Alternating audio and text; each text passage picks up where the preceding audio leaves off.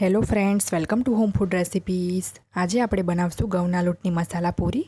Normally આપણે ઘઉંના લોટની પૂરી બનાવીએ છીએ, પણ આજે આપણે આમાં થોડાક મસાલા એડ કરીને પછી આ પૂરી બનાવશું।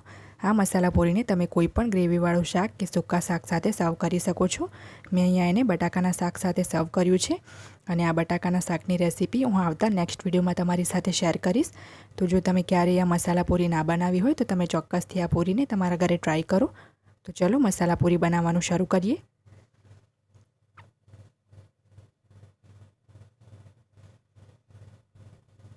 મસાલા પૂરી બનાવવા માટે આ બાઉલમાં આપણે 1 કપ જેટલો ઘઉંનો લોટ એડ કરી દઈશું। મેં અહીંયા જે નોર્મલ રોટલીનો લોટ આવે છે એ જ લીધો છે।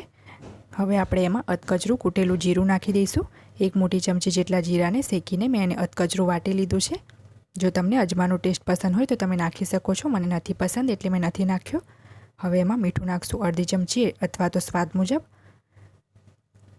અડધી ચમચી હળદર અને 1 ચમચી જેટલું લાલ મરચું એડ કરીશું।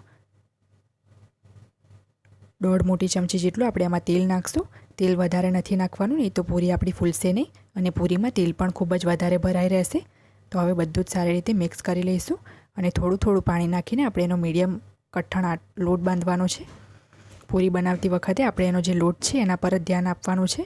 જો એ સારી રીતે નહીં બંધાયો હોય તો પૂરી સહેજ પણ ફૂલશે નહીં। તો હું આનો લોટ બાંધી લઈશ।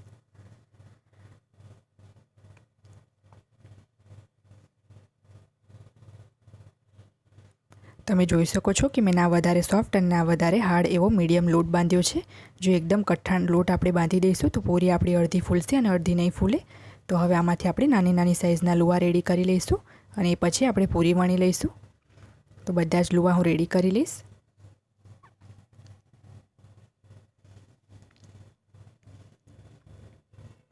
તમે જોઈ શકો છો કે બધા જ લુવા મેં રેડી કરી લીધા છે। તો હવે આપણે એક આખરિયાની ઉપર એક લુવો મૂકીને એને આપણે મીડિયમ વણી લઈશું। પૂરીને આપણે એકદમ વધારે પતલી કે એકદમ વધારે જાડી એવી નથી વણવાની અને પતલી તો બિલકુલ નથી વણવાની, નહીં તો પૂરી ફૂલશે જ નહીં। મેં અહીંયા એકદમ બેઝિક જે રેગ્યુલર મસાલા આવે છે એ જ આમાં એડ કર્યા છે। તો તમે જોઈ શકો છો કે મેં પૂરીને આટલે થીક રાખી છે। તો સેમ આ જ રીતે હું એક બીજી પૂરી તમને વણીને બતાવું છું। આને મેં એક પ્લેટમાં મૂકી દીધી છે અને પૂરી વણતી વખતે તમારી જે વેલણ છે એકદમ એક સમાન પૂરી પર ચાલવી જોઈએ। પૂરી ક્યાંયથી પતલી કે ક્યાંયથી જાડી રહેશે તો પણ નહીં ફૂલે। તો આ જ રીતે હું થોડીક હજી પણ બીજી પૂરી વણી લઈશ અને પછી તરત જ આપણે એને ફ્રાય કરી લઈશું।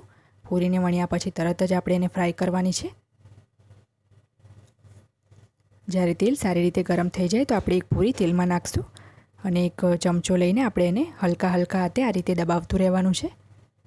ચમચો વધારે આપણે પ્રેસ નથી કરવાનો, બસ એને હલકી હલકી દબાવતા રહીશું તો પૂરી ફૂલીને ઉપર આવી જશે। તમે જોઈ શકો છો કે પૂરી આપણી કેટલી સરસ ફૂલી ગઈ છે। તો આ જ રીતે બીજી 2 પૂરી પણ હું તેલમાં નાખીને એને ફ્રાય કરી લઈશ અને જ્યારે બીજી પૂરી તેલમાં નાખો તો પહેલી જે પૂરી છે એને પલટાવવાનું નથી ભૂલવાનું। બીજી પૂરી પણ સરસ ફૂલી ગઈ છે। તો હું હવે ત્રીજી પૂરી પણ નાખી દઉં છું અને એને ચમચાથી આ રીતે દબાવતું રહેવાનું છે અને પહેલાંની જે 2 પૂરી હતી એને આપણે વચ્ચે વચ્ચે ફેરવતા રહેવાનું છે। ધ્યાન રાખવાનું છે કે ફ્લેમ મેં મીડિયમ જ રાખી છે ગેસની। જો એકદમ ફાસ્ટ રાખશો ફ્લેમ તો પૂરી તેલમાં નાખતા જ બળી જશે અને ફૂલશે પણ નહીં। તો આ રીતે ફેરવતા રહીને બધી જ પૂરી ફ્રાય થઈ જાય એટલે આપણે એને એક ટિશ્યુ પેપર ઉપર કાઢી લઈશું, જેથી જે એક્સ્ટ્રા વધારાનું તેલ હોય એ એબ્ઝોર્બ થઈ જાય। તો આ ત્રણેય પૂરી ફ્રાય થઈ ગઈ છે અને હું એક ટિશ્યુ પેપર ઉપર કાઢી લઈશ।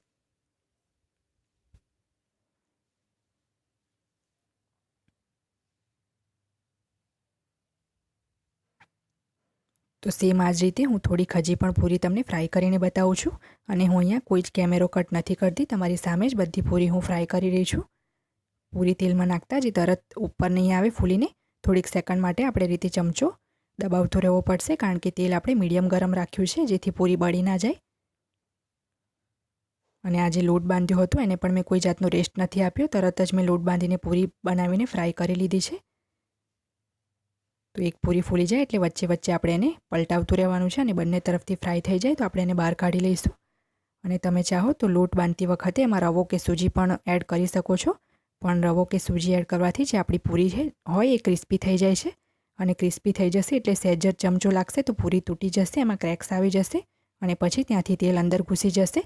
એટલે રવો કે સૂજી જો તમારે નાખવું હોય તો વધારે ના પડી જાય એ વાતનું ધ્યાન રાખવાનું છે. તો આ પહેલાંની 2 પૂરી ફ્રાય થઈ ગઈ છે. તો પહેલાંની 2 પૂરીને હું બહાર કાઢી લઈશ અને બીજી પૂરીને હું થોડીક સેકન્ડ પછી બહાર કાઢીશ.